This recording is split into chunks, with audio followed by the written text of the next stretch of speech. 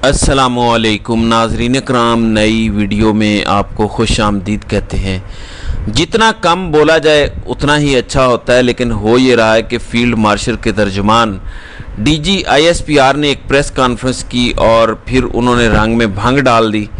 इस वक्त कोई शुबा नहीं कि पाकिस्तान ने एक अच्छी कामयाबी हासिल की है और पाकिस्तान की अफवाज का, पाकिस्तान के अवाम का मोराल बुलंद हुआ है, उसमें एतमाद आया है। हम इत्तेफाक की तरफ बढ़ रहे हैं, तलखियों को बुलाने की कोशिश कर रहे हैं। लेकिन डीजी ISPR जब भी आते हैं वो कुछ ऐसी गुफ्तगू कर जाते हैं कि जिसके बाद अच्छाइयाँ जो हैं वो बुराइयों के नीचे दब जाती हैं और बुराइयाँ नुमायाँ हो जाती हैं, ज़ख्म हरे हो जाते हैं। इसलिए कि जो बयान किया जाता है वो हक़ाइक़ के बिल्कुल मुनाफी होता है।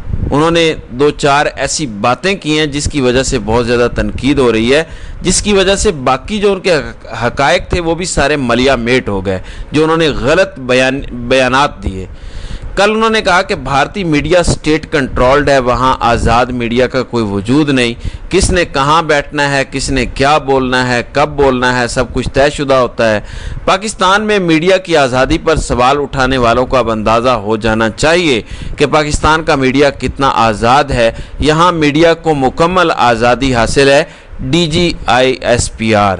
उसके बाद उन्होंने कहा कि भारत के अंदर से सवाल हो रहे हैं तो मीडिया और सोशल मीडिया बंद कर देते हैं, सहाफ़ियों को जेलों में डाला जाता है। उन्होंने कहा कि हम सिर्फ पाकिस्तानी अवाम को जवाब दे हैं। अब नाज़रीन कराम, सवाल ये पैदा होता है जो उन्होंने कहा। उसके बाद फिर सोशल मीडिया पर पाकिस्तान के अवाम ने अपने विजडम का मुजाहरा किया और इस सारे के सारे हक़ाइक़ डीजी ISPR के सामने रखे, बल्कि पूरी कौम के सामने रखे कि डीजी साहब की गुफ्तगू में कितनी सदाकत है और किस हद तक उनकी गुफ्तगू झूठ पर मबनी है। अब ये जो बात की है कि भारत मीडिया स्टेट कंट्रोल्ड है, वहाँ आज़ाद मीडिया का कोई वजूद नहीं, और फिर कहते हैं कि पाकिस्तान में मीडिया की आज़ादी पर सवाल उठाने वालों को अब अंदाज़ा हो जाना चाहिए। तो सवाल ये पैदा होता है, डीजी ISPR से हम पूछते हैं कि ऐसी ऐसी मुतनाज़िया गुफ्तगू जो कि हक़ाइक़ के बिल्कुल बरक्स है, करने की ज़रूरत क्या है? अगर कोई आपने इस्लाह अहवाल करना ही चाहते हैं या कोई थोड़ी बहुत सोच में तब्दीली आ ही गई है तो उस पर रंग में भंग डालने की क्या ज़रूरत है? इसी तरीके से डीजी ISPR ने डॉक्टर माहरंग बलोच के बारे में इंतहाई सख्त गुफ्तगू की, जिसको पसंद नहीं किया गया। अहमद फरहाद जो ख़ुद भी ज़ेरे अताब रहे और ख़ुद भी उनको गिरफ़्तार किया गया, पहले अगवा किया गया, फिर गिरफ़्तारी डाली गई, उनकी एहलिया को गिरफ़्तार किया गया, कश्मीर से इनका ताल्लुक़ है। वो कहते हैं कि बलूचिस्तान हसास मामला है, मेरे ख्याल में रियासत को हथियार बंद और पुरअमन जदोजहद करने वालों में फ़र्क कायम रखना चाहिए। अगर पुरअमन लोगों का रास्ता रोका गया तो बंदूक बरदारों में इजाफा होगा और नाराज़ बलोचों की सख्त बात सुननी चाहिए और उन्हें जमहूरी और गैर मुतशद्दिद रास्ते पर कायल करने की कोशिश की जानी चाहिए। सबको एक ही छड़ी से हाँकेंगे तो मसाइल बढ़ेंगे। बड़ी दानिशमंदाना उन्होंने बात की और ये सोचने की बात है, लेकिन कौन इस पर अमल करेगा, ये तो हो गया बलूचिस्तान के हवाले से। डॉक्टर माहरंग बलोच के हवाले से भी गुफ्तगू की। डॉक्टर माहरंग बलोच के वालिद के साथ जो कुछ हुआ वो हमारे सामने है। मामला ये है कि क्या कोई समझाने वाला नहीं डीजी ISPR को कि जनाब ऐसी गुफ्तगू ना करें जो हक़ाइक़ के मुनाफी है, और बजाय इसके कि कुछ अच्छाई पैदा हो रही है आप उस तरफ जाएं। ईमान मज़ारी ने कहा कि अगर कोई बच्ची ये नहीं चाहती कि वो अपने वालिद की मसख शुदा लाश देखे, लेकिन आपने डॉक्टर माहरंग बलोच के वालिद को बार बार लापता किया और उनकी मसख शुदा लाश भी उस बच्ची को दी, लेकिन उसने फिर भी हथियार नहीं उठाया बल्कि अपनी आवाज़ उठाई और अपने जैसे तकलीफ़ और गम में मुब्तला लोगों का सहारा और उम्मीद बनी। ये बात क्यों की गई?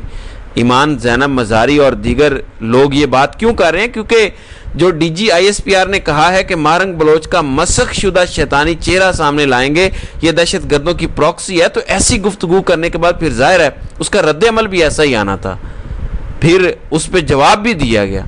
अब आते हैं मीडिया की तरफ। मीडिया के बारे में जो कुछ कहा गया वो भी ज़रा सुन लें, क्योंकि सब के सब अब सवाल पूछ रहे हैं। और एक सवाल जवेरिया सिद्दीकी जो अरशद शरीफ की एहलिया हैं उन्होंने किया है मरियम नवाज़ के जवाब में, जो उन्होंने कहा कि ये खातून पाक भारत कशीदगी के दौरान मुकम्मल चुप रही।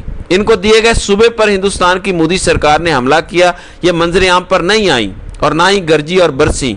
ये मोदी सरकार के खिलाफ तकरीर की, जो मसाजिद शहीद हुई, जिनके घर तबाह हुए, जो लोग शहीद हुए, ये वहाँ पर भी ना गई। अब फिर निकल कर स्कूल कॉलेजेस के मिस्कीन बच्चों को जमा करके PTI के खिलाफ भाषण दे रही हैं। مودی یا ہندوستان کے خلاف کچھ بھی نہیں بول رہی. تو یہ جویریہ صدیقی نے کہا ہے. میڈیا کے حوالے سے جو کچھ کہا جا رہا ہے وہ میں آپ کو بتا دیتا ہوں کہ میڈیا کے حوالے سے کیا گفتگو ہو رہی ہے. سوشل میڈیا میں اس وقت کیا چل رہا ہے؟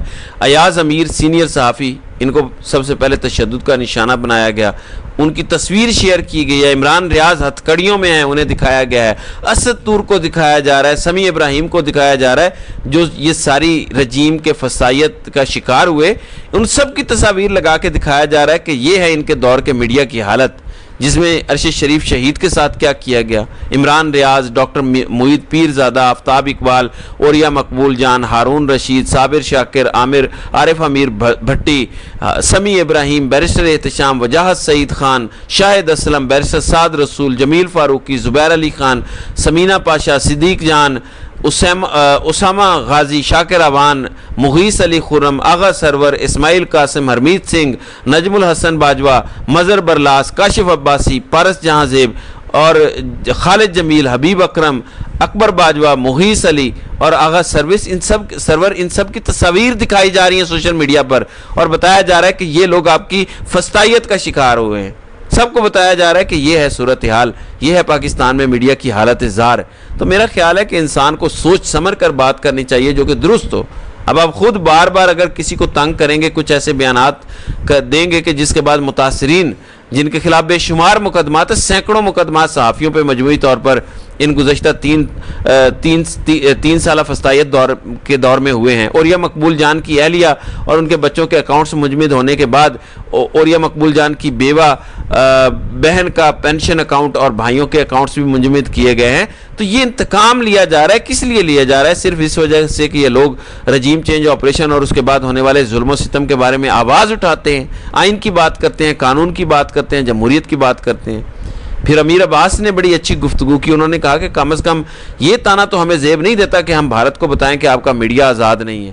میں پرویز مشرف کے دور سے صحافت کر رہا ہوں. یہ امیر عباس بتا رہے ہیں کہ گزشتہ 3 سالوں میں میڈیا کی گردن پر جس طرح ناخن رکھا گیا، ایسا بدترین دور میں نے کبھی نہیں دیکھا. کاش کہ جنرل صاحب سپریم کورٹ اور اسلام آباد ہائی کورٹ سے ہی پوچھ لیتے کہ ارشد شریف کا کیس کیوں نہیں سنا جا رہا. یہ سوچنے کی بات ہے کہ آخر کیا وجہ ہے، کون سی ایسی قوت ہے جو ارشد شریف شہید کا قتل کیس سپریم کورٹ کو بھی منع کر رہی ہے اور ہائی کورٹ میں بھی معاملات آگے نہیں بڑھ رہے. کیا وجہ ہے؟ اس کے پیچھے کون سے راز پنہاں ہیں؟ یہ سب کیوں ہو رہا ہے؟ پھر وہ جو کہتے ہیں کہ عوام سوال پوچھتے ہیں، عوام کو سوال پوچھنے جوگا آپ نے چھوڑا ہی نہیں ہے. کل کی بات ہے، سندھ میں حیدرآباد میں پرامن احتجاج تھا جس میں فردوس شمیم نقوی سمیت دیگر لوگوں کو گرفتار کیا گیا. تو پرامن احتجاج کی بھی اجازت نہیں ہے. میڈیا کتنا آزاد ہے اور کتنے کنٹرولڈ پروگرام کیے جاتے ہیں. کنٹرول گورنمنٹ ہے، کنٹرولڈ ڈیموکریسی ہے، کنٹرولڈ آئین ہے، کنٹرولڈ لا ہے، کنٹرولڈ جرنلزم ہے. تو یہ سب کچھ ہو رہا ہے. کیا وجہ ہے کہ پاکستان کے میڈیا میں، پاکستان میں نریندر مودی کی بات ہو سکتی ہے، ان کی تصویر چلائی جا سکتی ہے، ان پر بات ہو سکتی ہے، بھارت کے وزیروں کی بات ہو سکتی ہے، بھارت کے رہنماؤں پر بات ہو سکتی ہے، لیکن کیا وجہ ہے کہ پی ٹی آئی کے چیئرمین سابق وزیر اعظم عمران خان کا نام نہیں لیا جا سکتا؟ ان کو کس نے منع کیا ہے؟ جب یہ ساری باتیں سامنے آتی ہیں تو سوال تو پھر لوگ پوچھیں گے کہ یہ ہوا کیا ہے. پھر فیصل واڈا ایسی باتیں کرتے ہیں کہ پھر کسی کو بولنے کی ضرورت نہیں ہوتی. فیصل واڈا نے کہا کہ جنرل عاصم منیر کو شہباز شریف نے قوم کے مطالبے پر فیلڈ مارشل بنایا اور یہ ایک اچھا کام کیا جس سے فارم 47 اور جمہوریت کی ساری کمزوریاں چھپ گئی ہیں. تو یہ تو سیدھا اعتراف جرم ہے، اقبال جرم ہے، اقرار جرم ہے کہ یہ جو کیا گیا ہے فیلڈ مارشل کا عہدہ دیا گیا ہے. پہلے تو کہا گیا کہ قوم کے مطالبے پر. قوم کا تو کوئی مطالبہ نہیں ہے، قوم کا تو اس کے بالکل برعکس مطالبہ ہے. پھر کہتے ہیں کہ جس سے فارم 47 جمہوریت کی ساری کمزوریاں چھپ گئی ہیں، یعنی یہ جو جعلی نظام ہے اس کو بچا لیا گیا ہے ختم ہونے سے یہ عہدہ دے کر. تو یہ پولیٹیکل رشوت دی گئی ہے، پولیٹیکل برائب دی گئی ہے، اور اس کے بعد یہ فارم 47 کا نظام جو ہے اب بچ جائے گا اور اس کو کوئی گرائے گا نہیں. تو یہ اس وقت کے حالات ہیں اور یہ ان کی حالت ہوئی پڑی ہے. یہ دوبارہ اپنی اصلیت پر آ گئے ہیں، اس لیے قوم جو ہے وہ دوبارہ ان کے خلاف متحد ہو رہی ہے، اکٹھی ہو رہی ہے. تو ناظرین کرام، آپ کی اس ویڈیو کے حوالے سے کیا رائے ہے؟ آپ اپنی رائے کا اظہار کمنٹ سیکشن میں ضرور کیجیے گا.